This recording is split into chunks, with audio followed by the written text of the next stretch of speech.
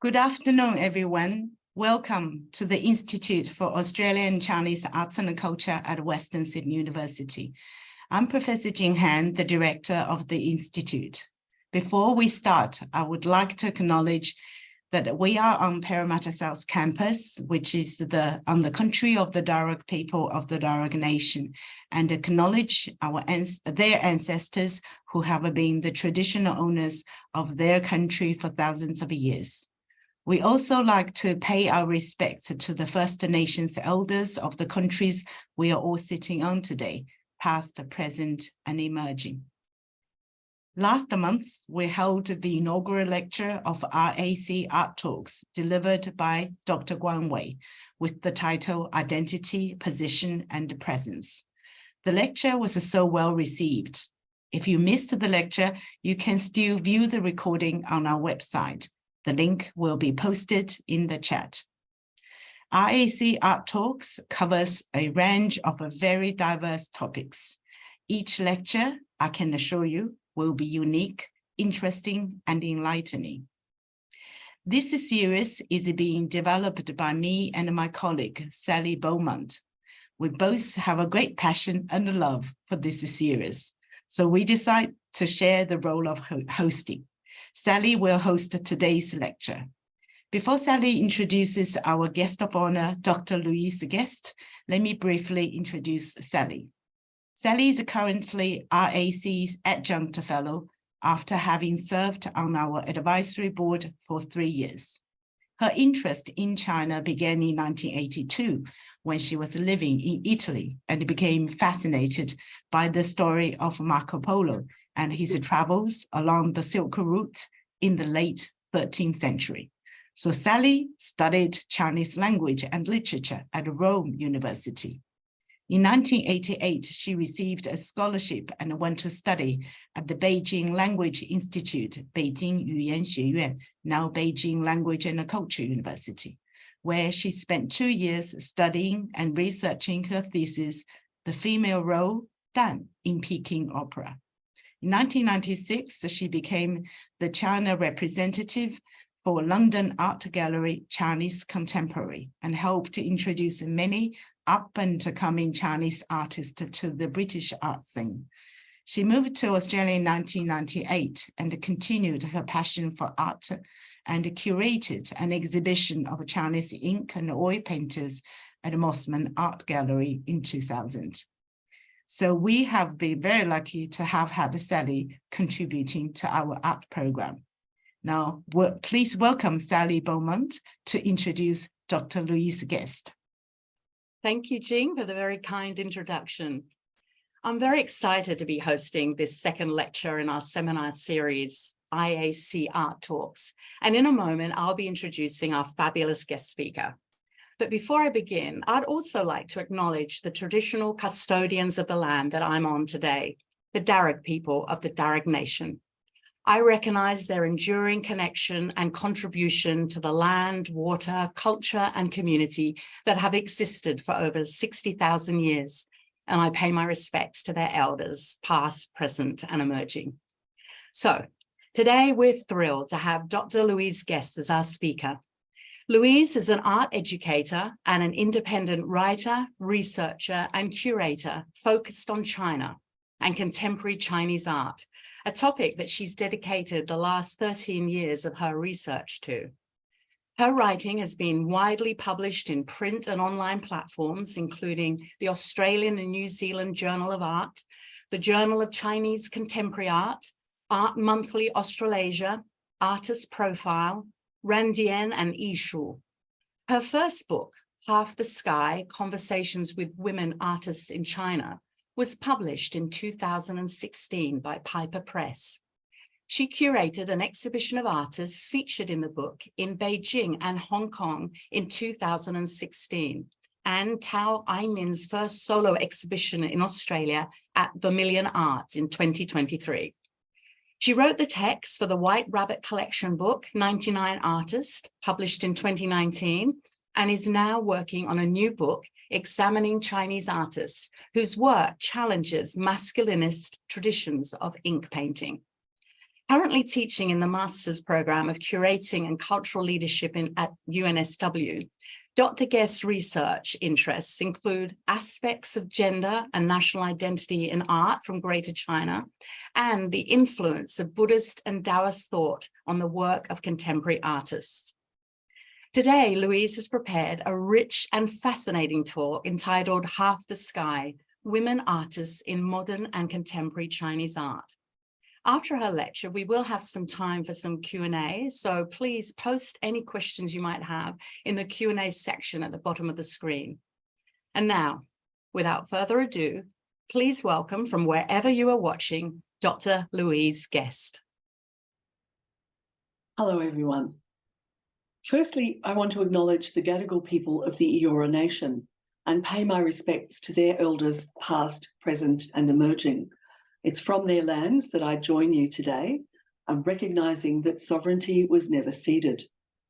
I'm very grateful to Professor Jing Han and the Institute for the opportunity to share my interest in and admiration for Chinese women artists. The title of my talk today, Half the Sky, is of course, possibly apocryphally, attributed to Mao Zedong, recognising the role that women were to play in the construction of the new China after 1949. It seemed an appropriate title, given that it's so often used to paper over the cracks, if you like, of women's full participation. Backgrounding my talk is the recognition that women artists in China have contended with persistently patriarchal structures and systems of power in the art world as everywhere else. And yet, what they've achieved is remarkable. And a caveat here, my particular field of research is contemporary art, and in particular, contemporary art by women artists in China. But I've become really interested in the intergenerational dialogues and the patterns of influence between women of earlier generations that in some ways have formed a lineage of conversations between women, a feminist conversation across generations, if you like. I'm going to share my screen with you now. And I'll start with this work here.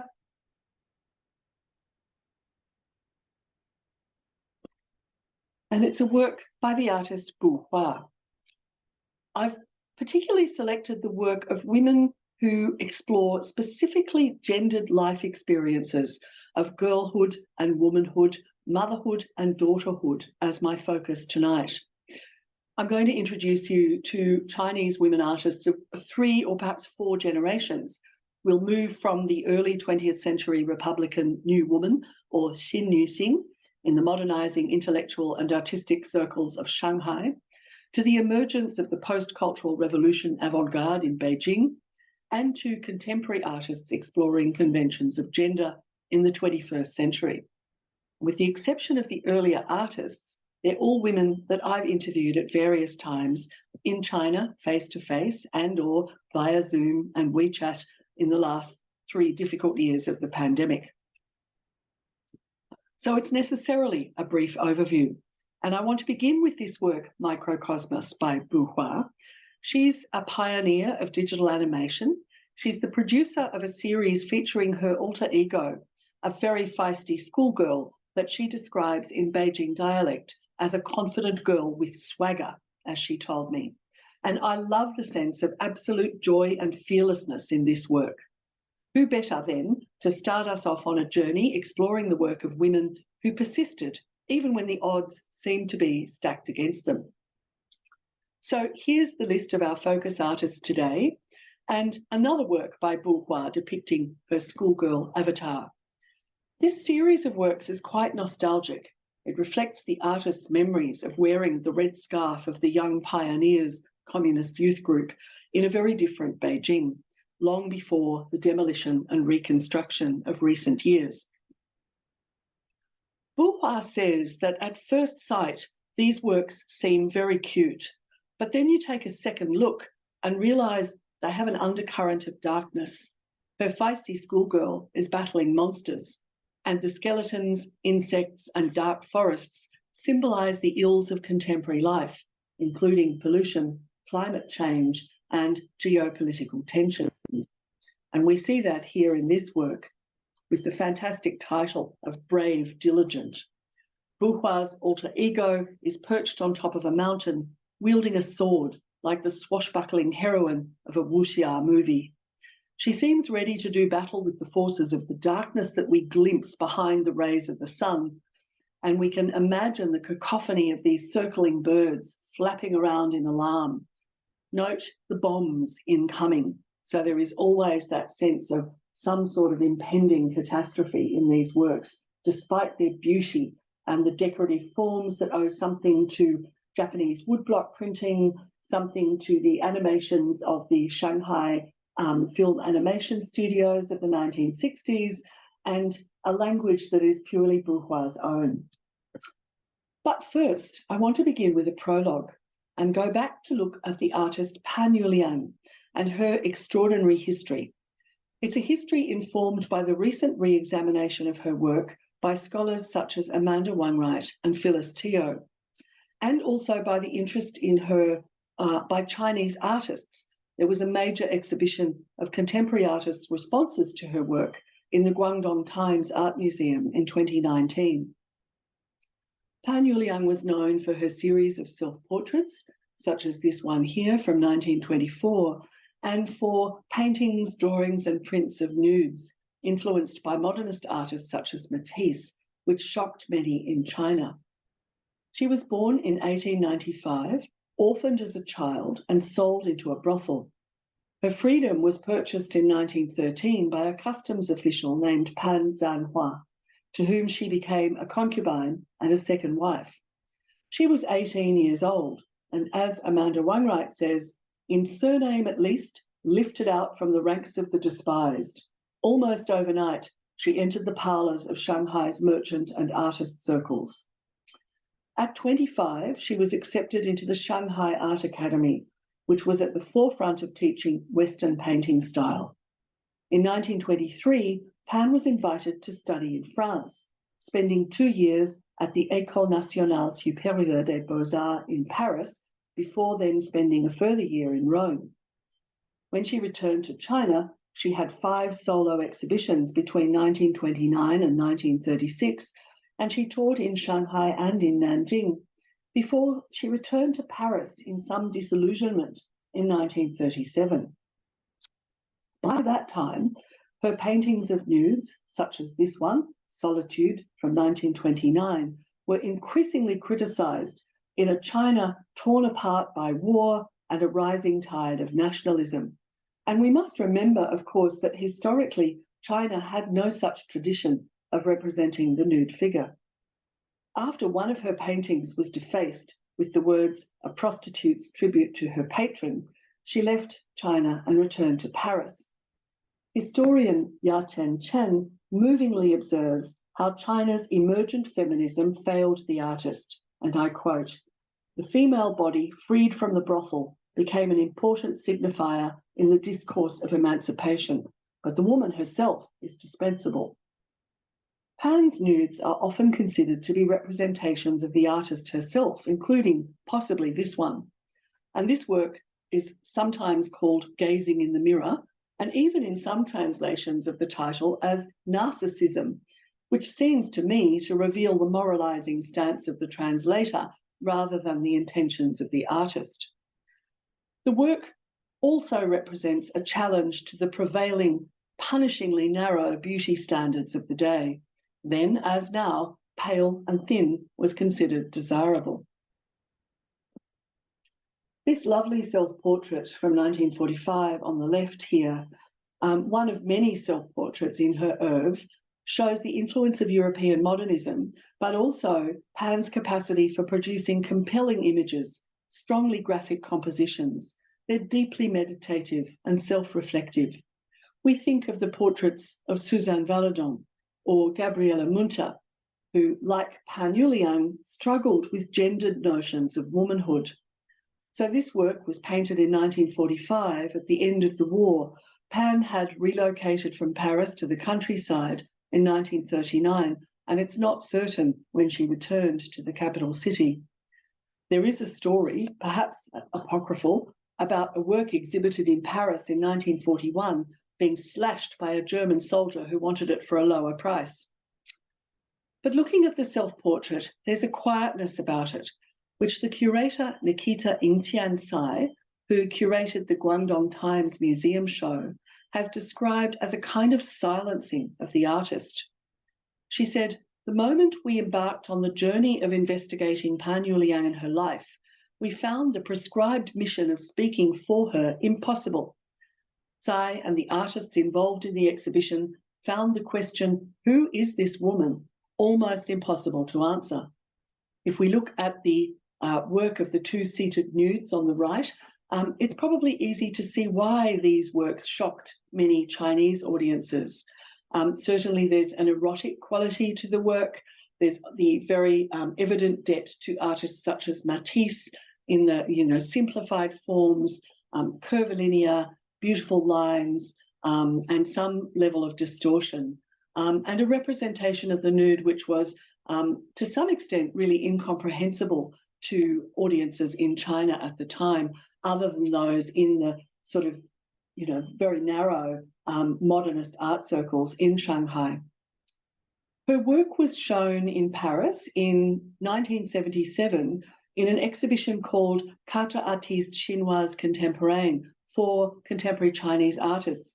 And my understanding is that it was intended originally to be a solo exhibition of Pan Yuliang, but she wanted to bring in 3 other artists to show with her, which, speaks of a generosity there, I think.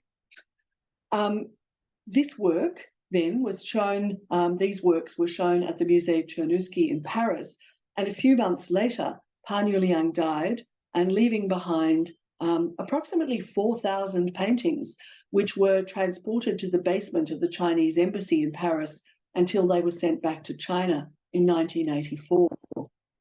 If we look at this work here, The Woman Before the Window from 1940, we can very much see that influence of Matisse, and perhaps it's reminiscent to some extent of his very famous blue nude, which so shocked audiences in America in 1913 when it was shown at the Armory show.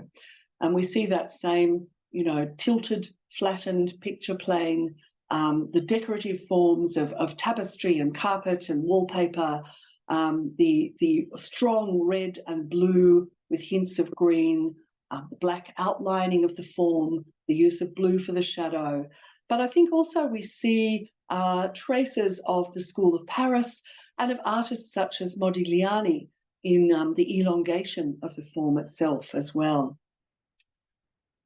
Her thousands of works that were left behind in Paris after she died are now mostly in the provincial Anhui Museum in Hefei.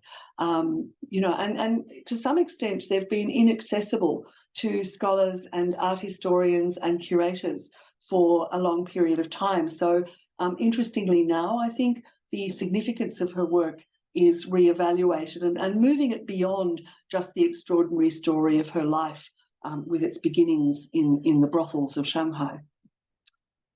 So now then to what I'm thinking of as chapter 1, I guess, an important modernist lineage of artists from one family. If we want to call him the patriarch, perhaps, Pan Sunqin, he co-founded the modernist Storm Society in Shanghai when he returned from Paris and met his wife, the artist Qiu Di, when she attended his solo exhibition in 1932. Their daughter, Pang Dao, married the artist Lin Gan, and we see them here in this beautiful photograph that was shared with me by their daughter, Lin Yan, who is a significant contemporary artist now working between New York and Beijing. I'm going to do what most of the discourse doesn't, however, and look only at the women of this important family modernist lineage. I acknowledge, though, that there was an exhibition in 1998 in Vancouver entitled 3 Generations of Chinese Modernism. Since then, this interesting lineage of painters has been rather neglected until very recently, as we will see.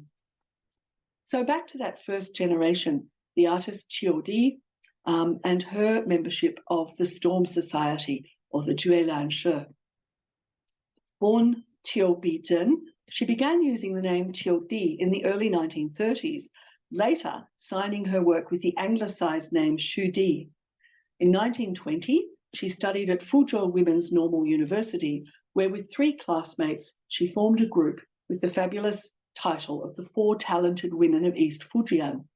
She graduated from the Western Painting Department in the Shanghai Academy of Art in 1928, and later studied in Japan at the Tokyo East Asia Japanese Language Professional School and the Tokyo Pacific Ocean Art School. And of course, we need to acknowledge here the very important influence of Japanese modernism and modernity on the modernism that began to emerge in China in the early years of the 20th century. In 1931, she returned to China, and the trajectory of her career shifted in 1932 when she met Pang Shunqin. Within a year, they were married, and she became the only woman painter in the Storm Society. And we see the Storm Society members here in this photograph with an almost invisible Qiu Di sort of hiding behind the men. I quote here from Li Chao's Chinese Modern Oil Painting History. Between the 1920s and 30s, an increasingly powerful current of modernist arts was beginning to make waves in the Chinese art world. Such currents emerged first in Shanghai and then swept across the board. The prominent voices of such trends of modernist approaches in arts were the Storm Society and China Independent Art Association.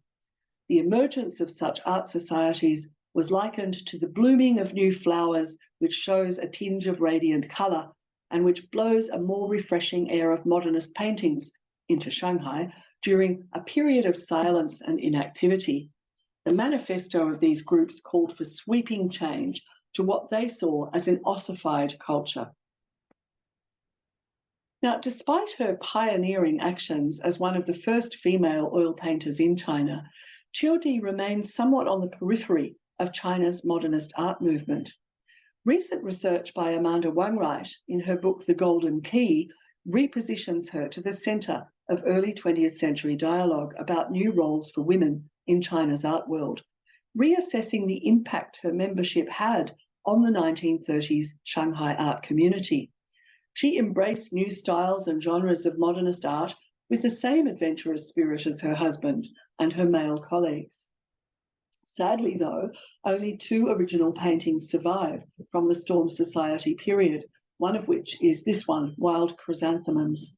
Set against a bright blue background, the flowers are reduced to their simplest form, and we see, I think, in the decorative motifs on the drapery beneath the vase that hint of the influence of Matisse, but perhaps also the influence of Pan Yuliang, who was teaching in Shanghai when Qiu Di was a student there. She was a versatile artist. She explored subjects including still life, portraiture, the female nude, and landscape. But as if being a female modernist painter and the only member of the Storm Society who was a woman wasn't controversial enough by itself, a new controversy erupted over a prize that she was awarded, the only prize awarded and to the only woman member at the second Storm Society exhibition in 1933. Flower, a painting of a potted plant on a table, was awarded the prize.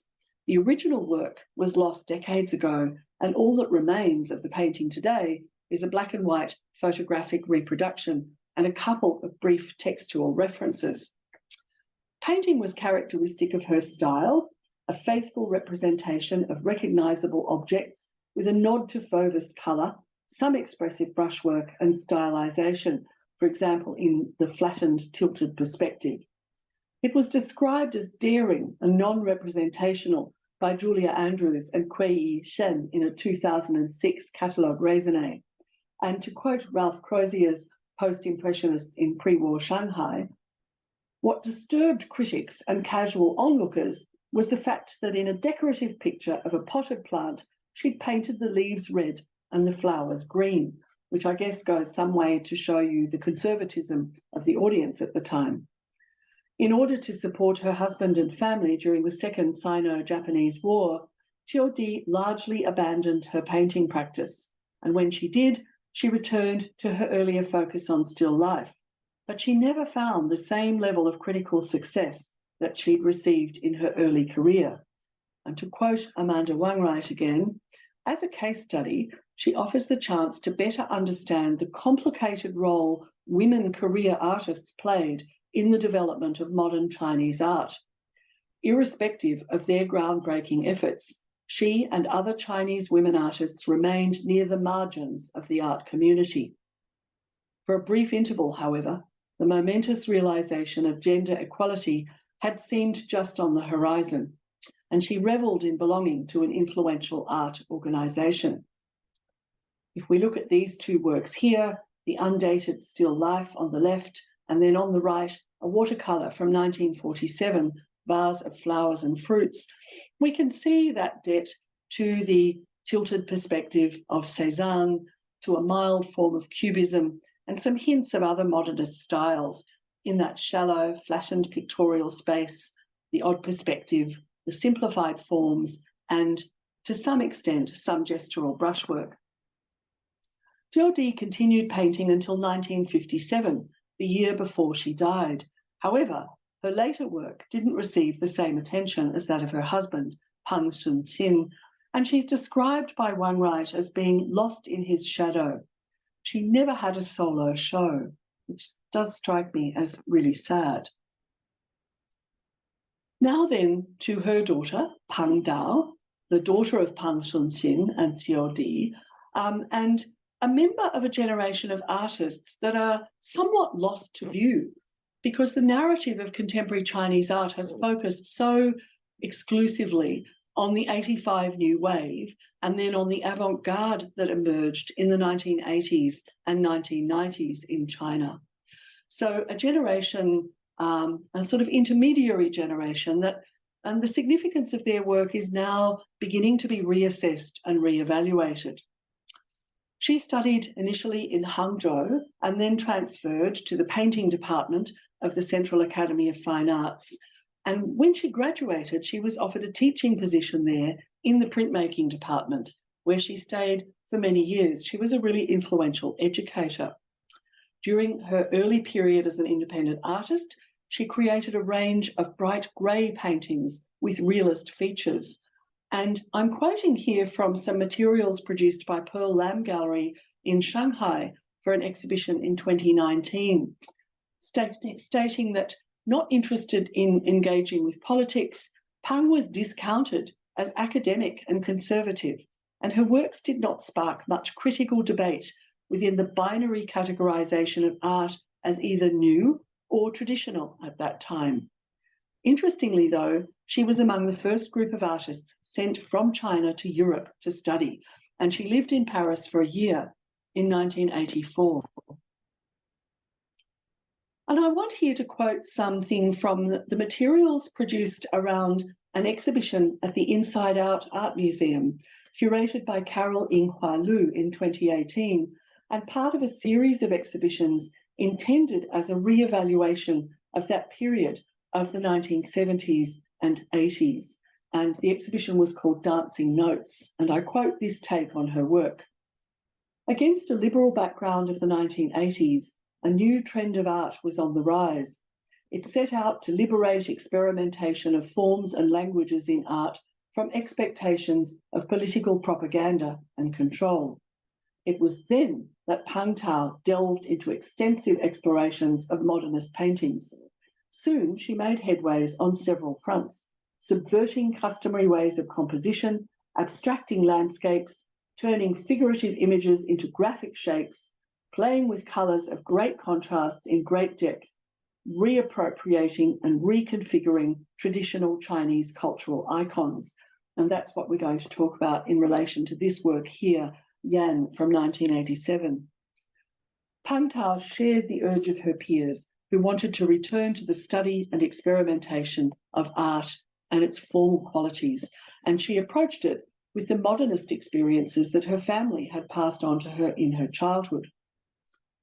So during the Cultural Revolution, when the Central Academy of Fine Arts was closed and the teachers sent down, she became more and more interested in traditional art forms such as bronzes and ceramic vessels.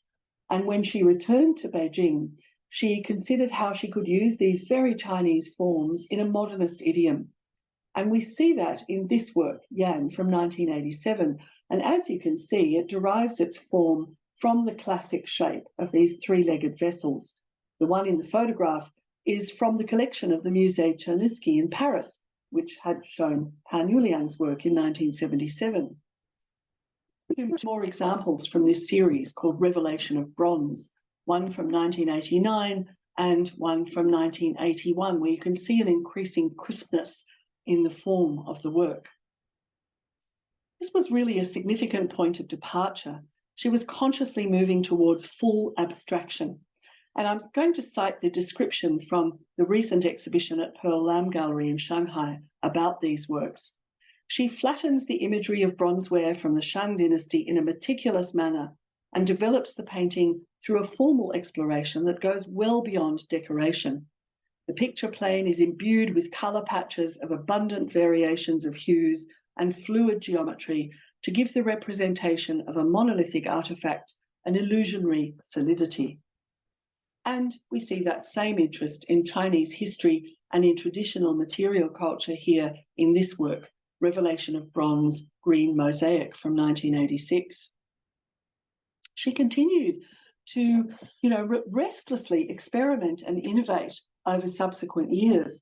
And I think this work is particularly interesting.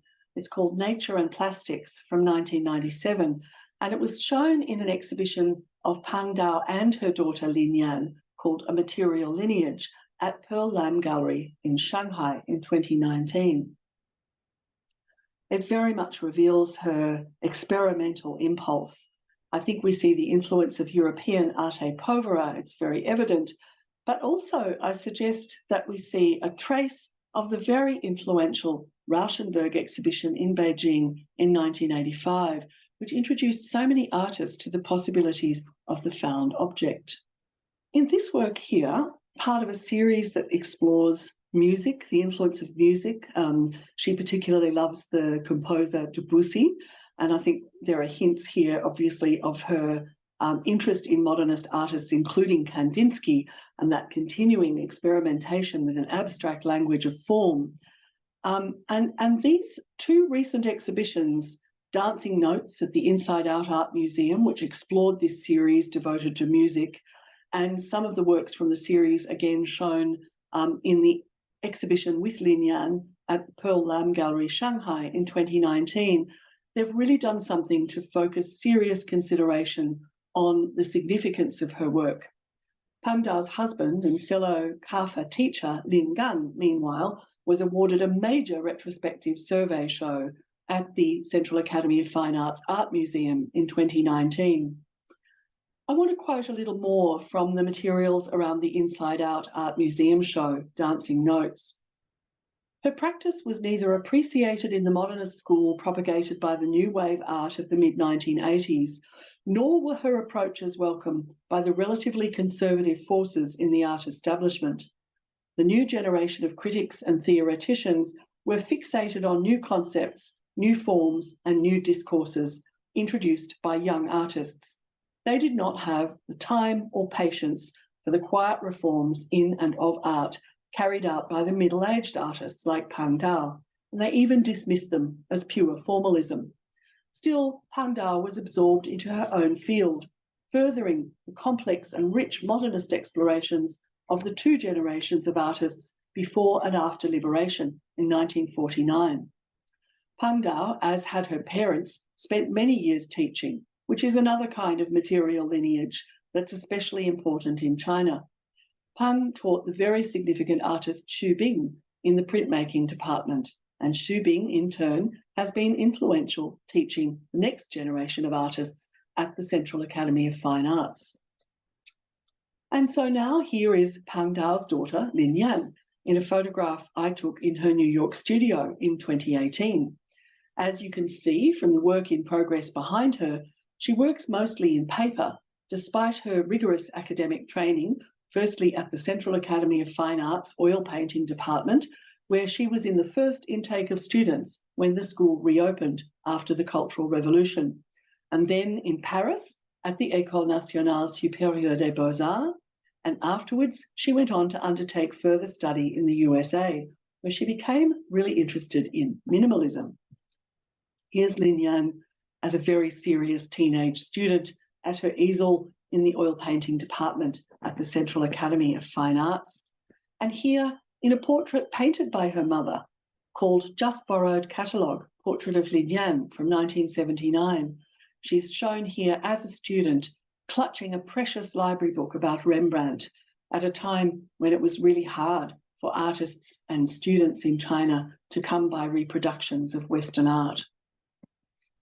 Here you see two works from a long-standing series created by taking molds or embossings or impressions of architectural fragments in New York and in Beijing. So Brooklyn Notes 3 and Brooklyn Note 4 are made with Schwan paper, in Brooklyn Note 4 with the addition of ink.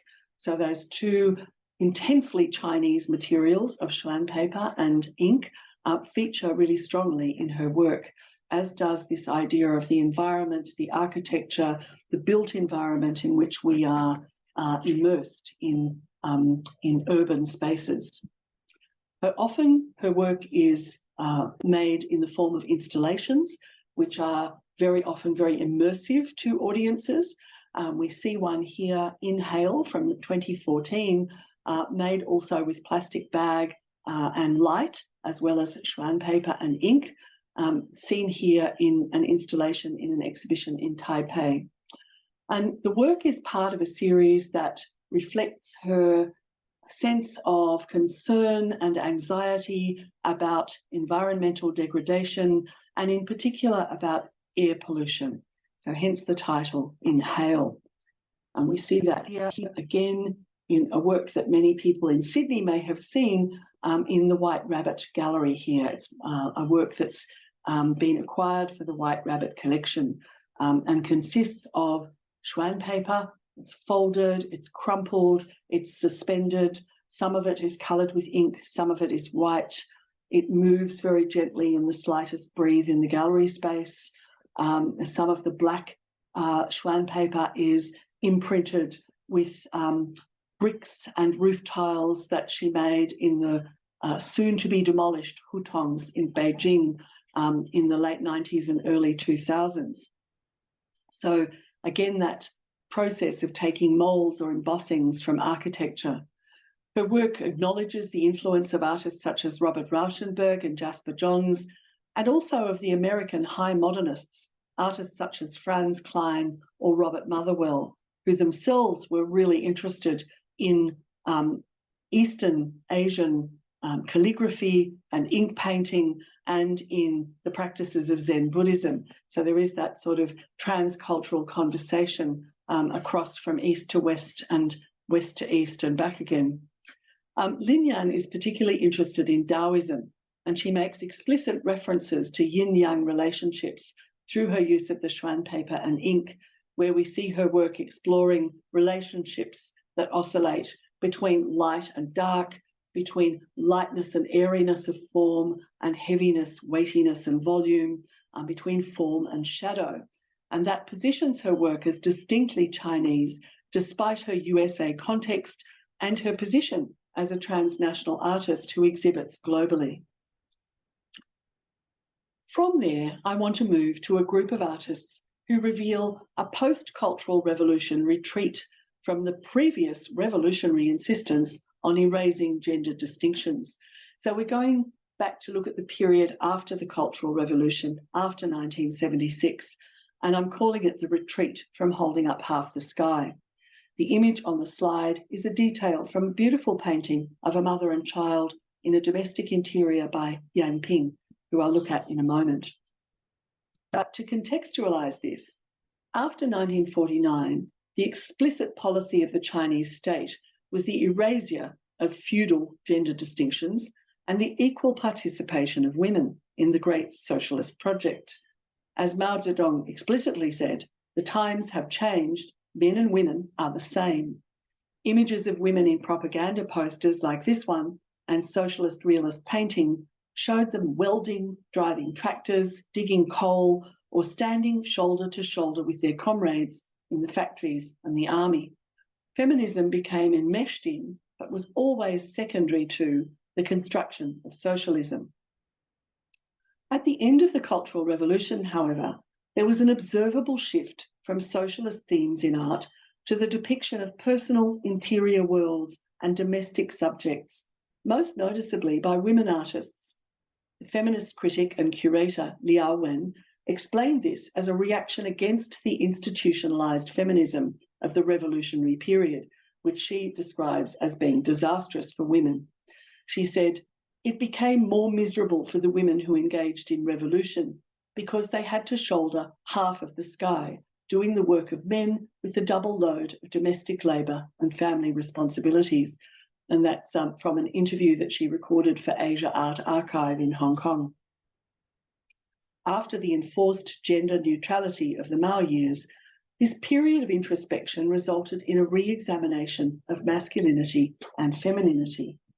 And we see that in this work from 1980 by the artist Xiao Fei, one of only 2 female artists in the avant-garde 1970s Stars group, who had been taught drawing and ink painting by her mother, a socialist realist painter and propaganda artist, so that another familial, intergenerational artistic conversation.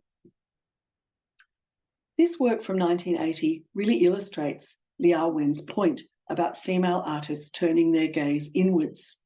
We have the vase of flowers, the still life.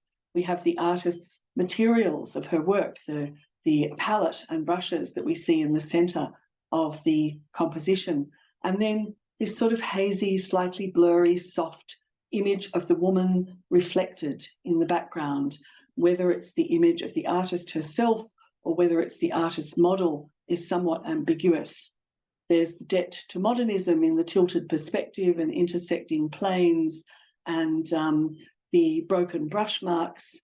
And there's a sense of this introverted gaze, but still a really strong sense of the artist at work in her studio with her palette and brushes. Now, later than this, in the late 1980s and into the 1990s, curators began to talk about the feminine qualities of women's art.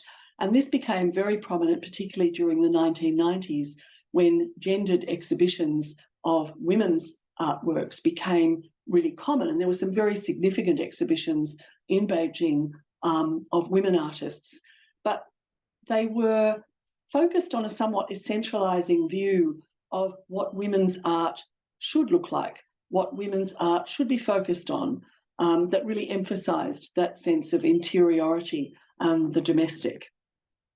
Xiao Fei's later work is really different, as we see here that this somewhat quirky style that developed, this work, Red Lantern from 1997, shows the persisting influence of modernists such as Picasso and Klee, but they're now married with this distinctly Chinese subject matter, the children with the lanterns. But moving then to talk about Yan Ping, we see her here in this gentle self-portrait in her characteristically impasto painted surface, very painterly work. For more than 30 years, she's painted the subjects that most interest her, very specifically mothers and children, but also studio still life compositions, landscapes, and performers such as dancers, acrobats, Chinese opera performers, and actors who are caught in unobserved moments backstage. She paints her own particular view of a peaceful, mostly interior world, an aesthetic decision that she's maintained throughout her career. Yet her work is often seen through a gendered lens of essentialist femininity, as if by choosing to paint the events and experiences of her own life, her work can be defined solely by femaleness, rather than by her knowledgeable decisions as an artist with a deep understanding of painting practice, and also a nuanced awareness of her historical position within a specific kind of Chinese modernity. She studied in her native Shandong province, and during her first years of study at the Art Academy, there were only 12 students in her cohort, and the curriculum was very much dominated by the Russian method of painting. She later went to Beijing to study in the oil painting department at the Central Academy of Fine Arts. And even though she was there in the late 1980s, in a period of artistic ferment intense political discussion and relative freedom, she told me in a 2019 interview that she avoided all of that as her feeling about politics had been poisoned by the suffering of her family during the Cultural Revolution. Looking at this work, Mother and Child from 1991, Yang Ping says, when I paint a mother and child, it might seem tender and soft, but it's actually underpinned by great power and strength. And we see that again in these works here from 2001. We have a sense of the utter absorption and the physicality and closeness of looking after an infant, but also, at least to me, the inherent exhaustion that it brings, despite the positioning of her subjects in these gorgeously coloured and patterned interior spaces with their tilting planes and impasto brushwork. Yang Ping's paintings of women with children reveal a time of great social change and a shift of focus from the collective to the private. We see also that similar impulse in her exuberant still lifes with their impasto brushwork, tilted flattened planes, and almost fauvist colour. These works are far more than decorative though. There's always that sense of the continuing work of the artist in the studio. We see that here in the drawing that's pinned to the wall behind the flowers. Yang Ping's first solo show outside mainland China was to be held in Hong Kong in late 2019. That was cancelled due to the unrest in Hong Kong at that time, and then cancelled again in 2020 due to COVID and the subsequent closure of the gallery. So it would certainly be wonderful to see her work known more widely outside mainland China. Now to the artist Yu Hong, seen here in a photograph I shot in her studio in 2014 with a work in progress that is now in the White Rabbit collection, one of her ambitious, multi-figured, multi-panelled installation works. Yu Hong was a young student at Beijing's Central Academy of Fine Arts oil painting department when Yang Ping was there doing postgraduate study, and a couple of years below Lin Yan.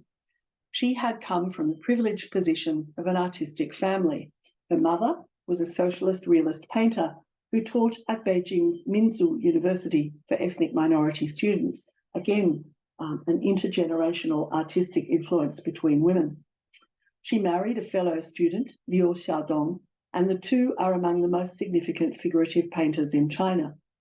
Yu Hong's work has oscillated between ambitious, large-scale, multi-figured canvases exploring various social issues, often, as with this one here, appropriating art historical works and reconfiguring them to convey ideas about contemporary life, and paintings that are much more interior, much more focused on herself and family, as we see here in a work from the series called Witness to Growth, an ongoing series and a form of journaling, a form of diary, examining her life, particularly since the birth of her daughter, Liu Hua, in 1994. Yu Hong juxtaposes official news photographs with paintings of moments in her own life, year by year. So here, the magazine featuring a performance of Raise the Red Lantern is juxtaposed with the image of the artist as a crying infant at the age of 1.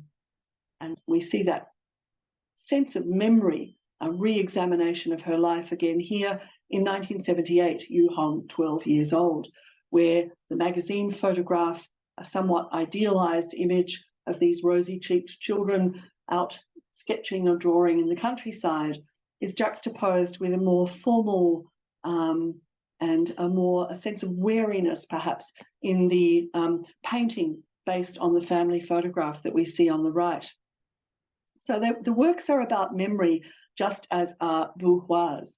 In a sense, she's documenting the history and the extraordinary changes in China through the domestic private events of her own life and family. That juxtaposition of social and political events against personal moments creates a tension and highlights the disparity sometimes between inner and outer events. She says, I show that my life and China changes from a cultural revolution to right now. And we see that here where the moment, the most significant moment of the birth of a child and that moment really immediately following that birth. So, a totally transformative experience in a woman's life is juxtaposed with the page of the day from the People's Daily. I think the series suggests the precarious nature of our lives, the slippages of our memories, and the intersection between private and public realities.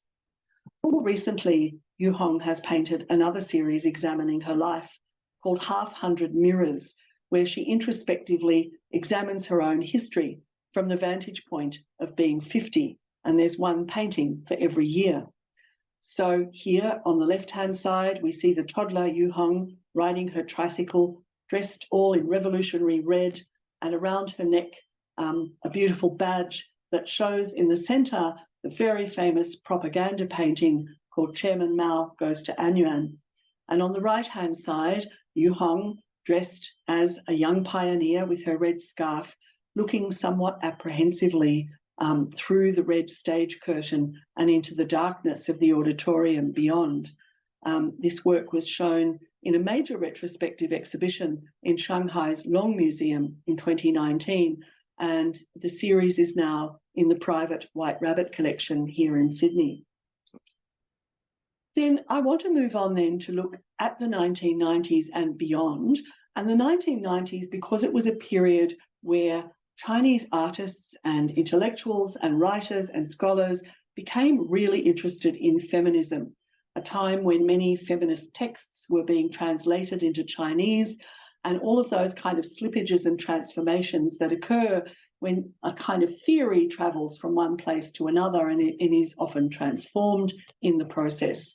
So it's a period that I've called a search for female selfhood, when Chinese women were increasingly interested in feminism for a whole range of complex reasons. And the work on the slide here is one of a series of works when the artist Cui Xiuwen shifted from painting to video and digital media. The image of the woman asleep, I think, is a potent symbol of the times. Again, their works about memory, often about childhood trauma.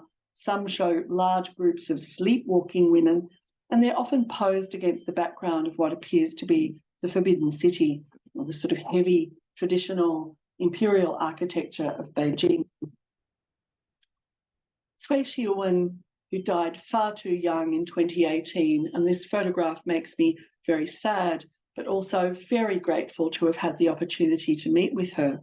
She's one of very few Chinese women artists who have explicitly claimed a feminist identity.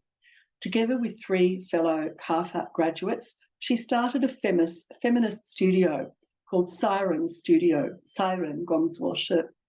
She told an interviewer, "It was the earliest art studio started by 4 women independently in China with a feminist background, because there was a wave of feminism in China at that time and critics paid attention to it.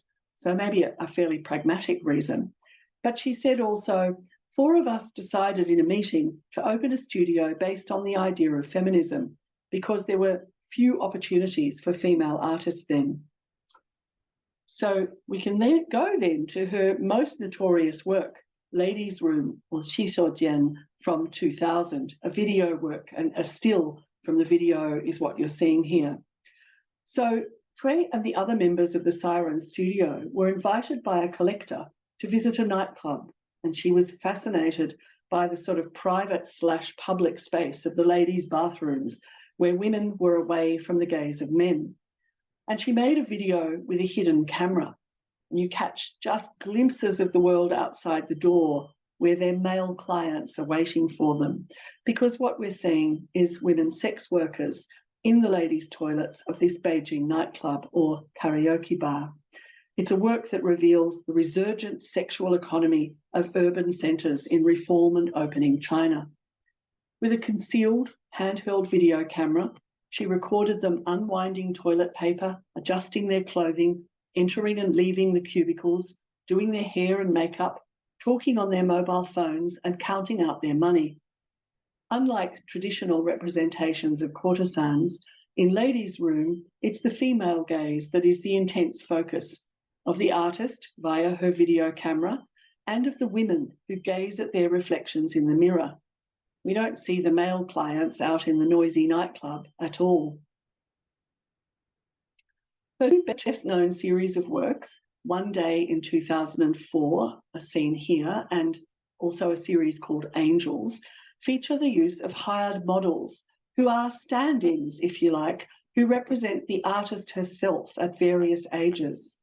And the placement of the bodies of girls or very young women, sometimes visibly wounded or bruised, or with robotic prosthetic limbs, as you see here, are often dressed in the uniform and red scarf of the communist young pioneers or in virginal white dresses.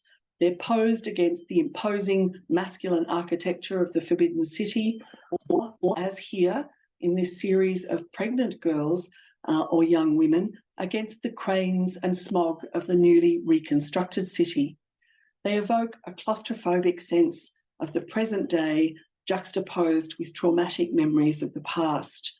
And interestingly, I think in this work, we're almost looking at the pregnant sleeping woman as symbolizing the natural world against this artificial constructed world of the urban metropolis beyond her.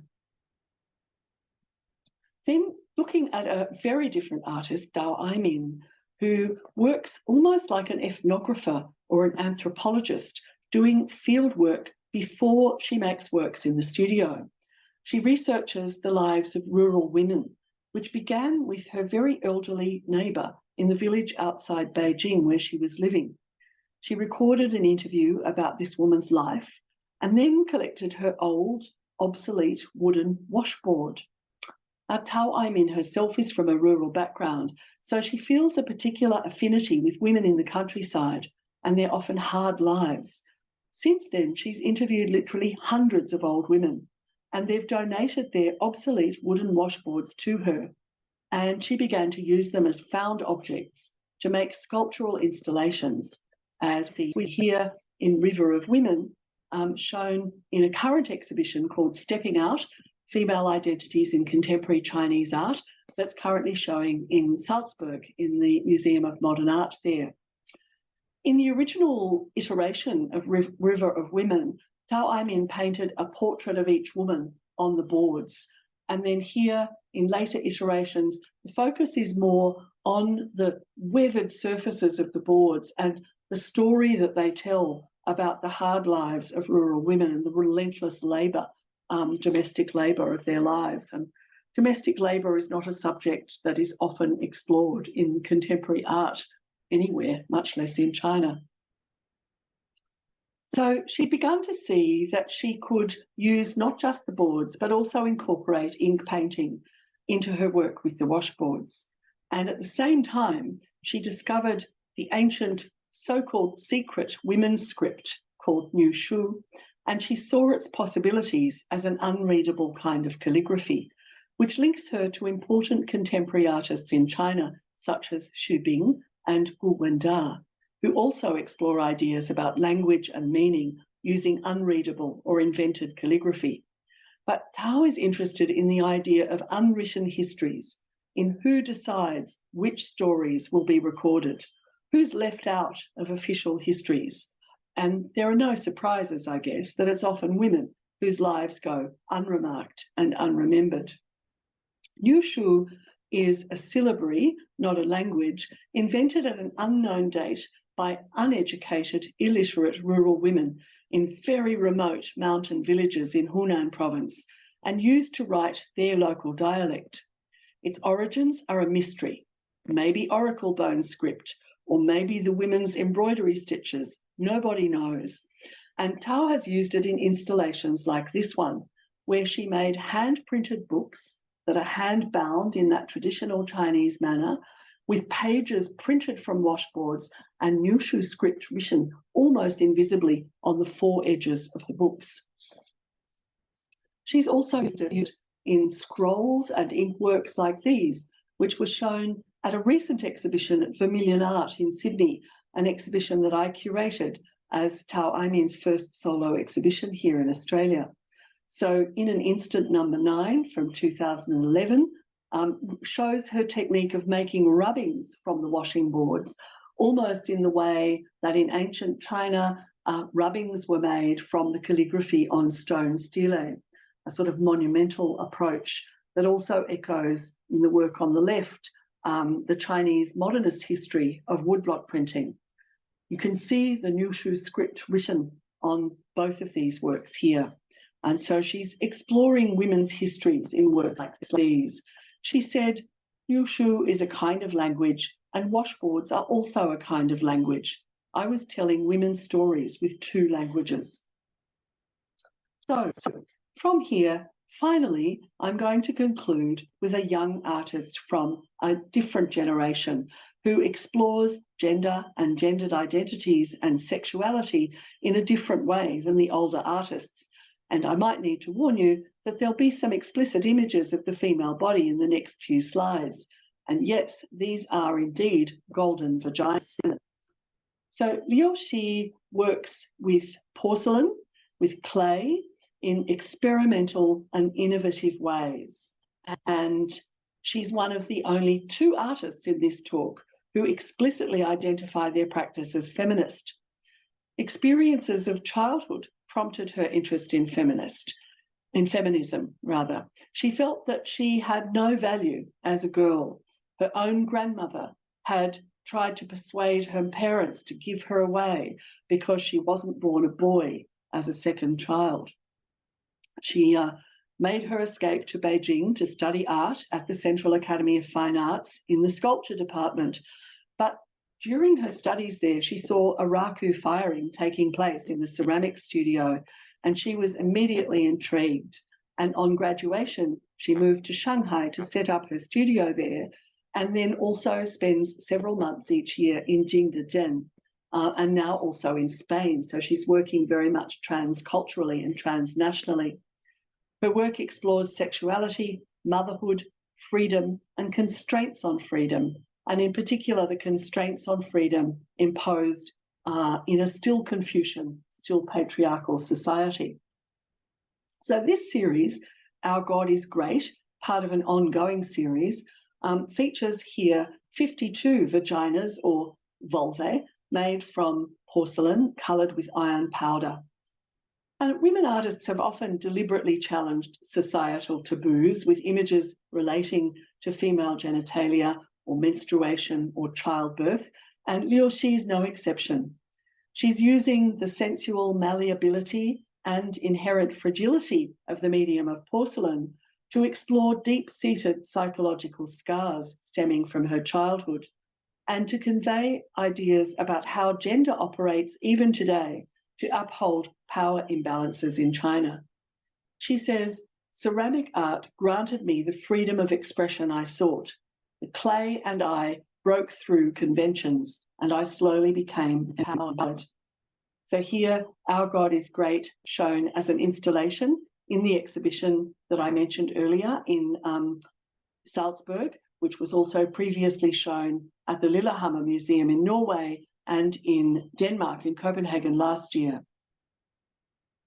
This series is different and obviously connects her with Tao Aimin, because it's a series of works where she casts the old, obsolete wooden washboards in white porcelain and creates installations from them.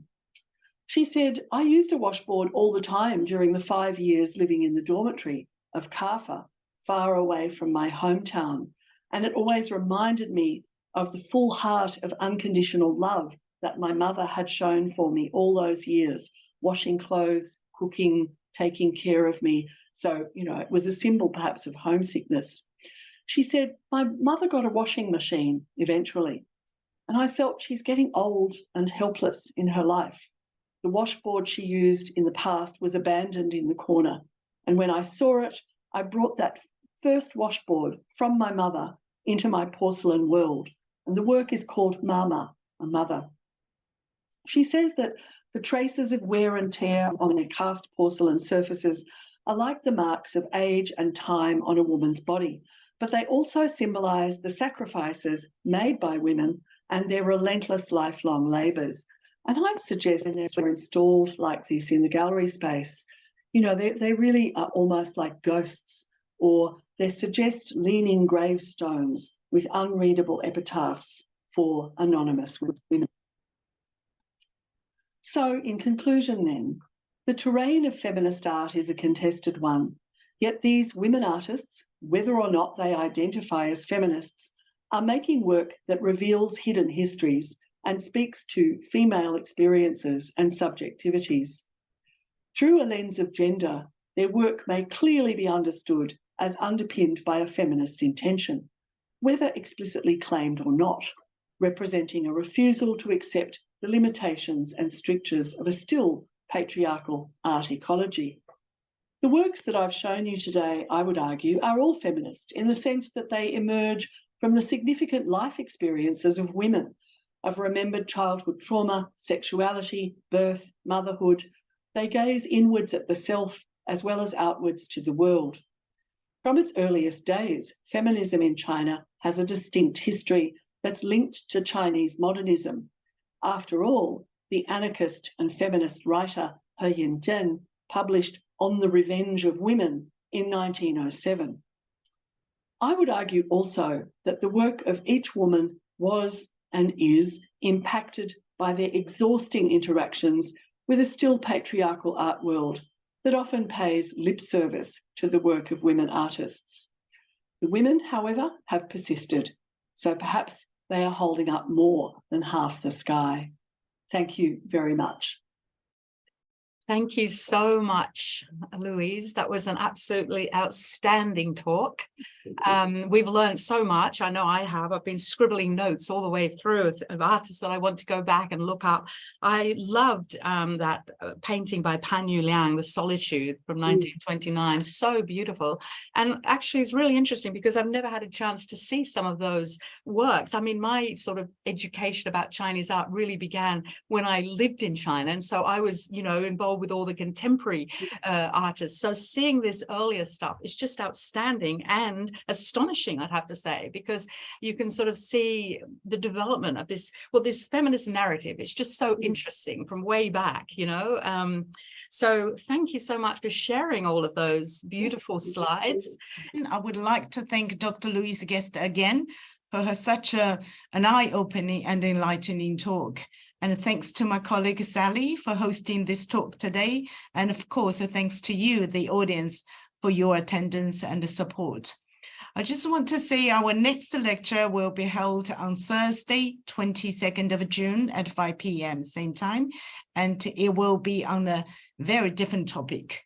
It is simply fascinating. The title of the lecture 3 is Chance Encounters, Untold Tales of a Great Journeys Made by Some Chinese Paintings Found in Australia, by Yvette Klein, who has been with Bonhams since 2011 as an Asian art specialist. Yvette, who has had 2 master's degrees from University of Sydney in art history and museum studies, will share her chance encounters with these many great paintings, including paintings by Xu Beihong found in Australia, along with many stories told to her by previous and current owners. So it'll be really interesting. Lock 22nd of June, 5 p.m. in your calendar. We will send out the invitation soon. Thanks again, Luise, and thanks again, Sally, and thanks everyone. Thank you, Have a Sally. good evening. Thank you, Luise. Thank you, Jing.